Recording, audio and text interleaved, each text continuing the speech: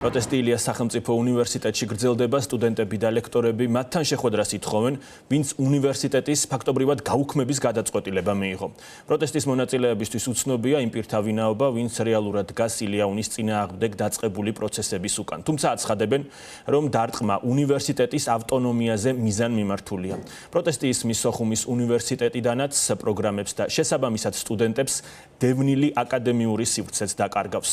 ლიზი ვეკუა უერთდება ამ თემით ფორმულას პირდაპირ ეთერს. დიახ, ლუკა, ვიბრძოლებთ ბოლომდე, ვიდრე არ გავიმარჯვებთ. ეს არის ილიას სახელმწიფო უნივერსიტეტის ლექტორების, პროფესორების, სტუდენტების პოზიცია, რომლებიც ყოველდღიურ რეჟიმში მას შემდეგ, რაც გივი მიქანაძემ განაცხადა, რომ ილიას სახელმწიფო უნივერსიტეტში ფაქტობრივად ყველა ფაკულტეტი უქმდება და რჩება მხოლოდ რამდენიმე მათგანი, ისინი აპირებენ ბრძოლის გაგრძელებას და ასევე როგორც სამართლებრივ ბრძოლას, ასევე საერთაშორისო ასპარეზზე ამ საკითხზე უფრო მეტად მუშაობას და ექსპერტებისთვის უფრო მეტი ინფორმაციის მიწოდებას.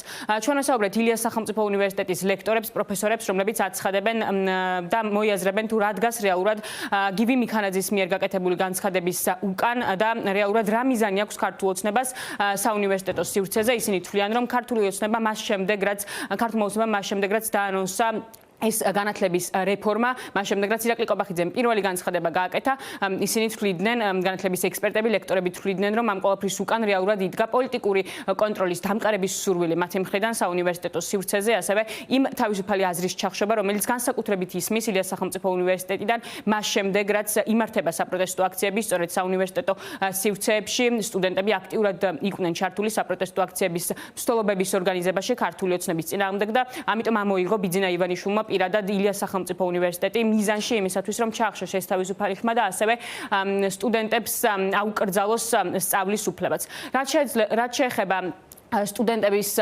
პოზიციებს, ისინი ამბობენ, რომ განაგრძობენ ბრძოლას სხვაგვარი ფორმით და ყოველდღე დაანონსებენ ილიას სახელმწიფო უნივერსიტეტთან საპროტესტო აქციებს.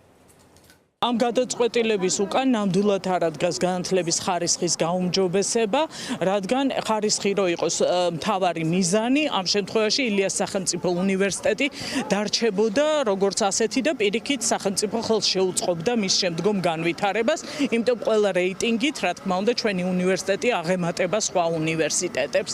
პირველ რიგში ეს არის ანტიკონსტიტუციურია იმდენად, რამდენადაც ჩვენთან შეუთანხმებლად მოხდა ყველაფერი ეს და 27 მუხლში პირდაპირ წერია, რომ არ შეიძლება განათლების ავტონომიურობა უნდა იყოს დაცული და შესაბამისად ჩვენ გარეშე ჩვენ შესახებ გადაწყვეტილებები არ უნდა მიიღებოდეს.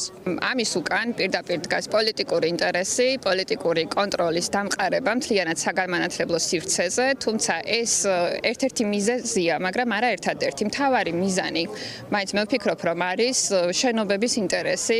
ყველა უნივერსიტეტს ეხება ეს, ეხლა დღეს შეიძლება ისე ჩანდეს, რომ ილიას სახელმწიფო უნივერსიტეტზე აქცენტი, რადგან ძალიან მნიშვნელოვნად შემცირდა სტუდენტების მიღების შესაძლებლობა, მაგრამ ეს არის უბრალოდ ერთი ელემენტი მავნებლური პოლიტიკის, რაც მიმდინარეობს. მთავარი ინტერესი არის ფინანსური ინტერესი. განათლების დეფორმას, როგორც ჩვენ მას უწოდებთ, რამდენიმე მიზეზი შეიძლება ჰქონდეს. მთავარი მაინც არის თავისუფალი აზრის და საპროტესტო კერების ჩახშობა, განათლების სისტემის მთლიანად გაკონტროლება, რაც ფაქტობრივად ჩვენი მომავლის კონტროლებაც გამოდის ქართული ოცნების მხრიდან. გარდა ამისა, იქ არის შენობების საკითხი, ქუთაისის ბიძინა ივანიშვილის უნივერსიტეტის, ასე ვთქვათ, მხარეს ფინანსების გადაკაჩვის და სხვა მიზეზები, მათ შორის ერთ-ერთი არის ზოგადად ჩვენი იზოლაციონიზმის პოლიტიკის გაგრძელება, ანუ ჩვენი სისტემის მოცილება დასავლური საგანმანათლებლო სისტემისგან.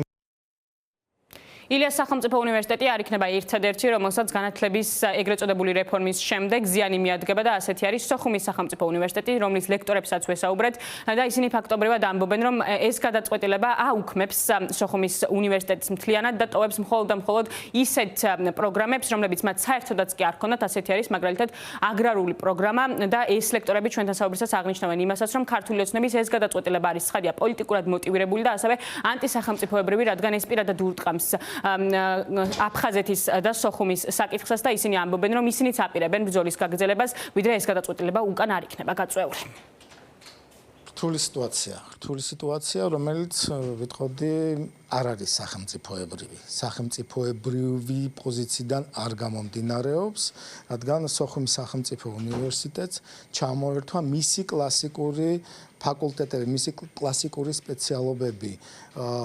და მთავარი ეს არის აფხაზეთმცოდნეობა, ქართული ფილოლოგია, ისტორია, სამართალი, პოლიტიკური მეცნიერებები, ეკონომიკა, რაც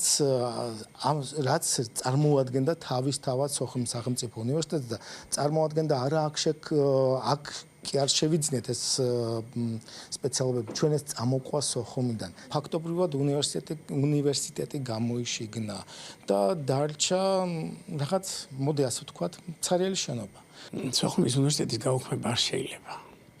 ეს არის არა მარტო საგანმანათლებლო კერა, ეს არის სიმბოლო საქართველოს გაერთიანებისა.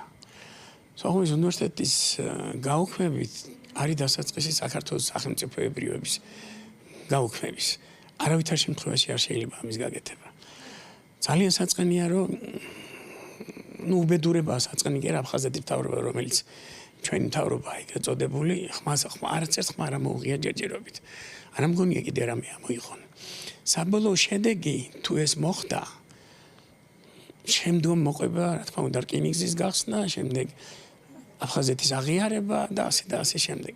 ძალიან მძიმე პოლიტიკურ მდგომარეობაში შეხვდებით. გივი მიქანაძის მიერ გაკეთებულ განცხადებას, 3 დღის წინ გაკეთებულ განცხადებას, მაშინვე მოჰყვა სტუდენტების, პროფესორ მასწავლებლების მხრიდან საპროტესტო აქციები და ორშაბათსაც და მომდევნო კვირის განმავლობაში ყოველდღე გაიმართება აქციები როგორც განათლების სამინისტროსთან, ასევე ილიას სახელმწიფო უნივერსიტეტთანაც, როგორც პროფესორ მასწავლებლების სტუდენტები ამბობენ, ისინი ბრძოლის შეწყვეტას არ აპირებენ.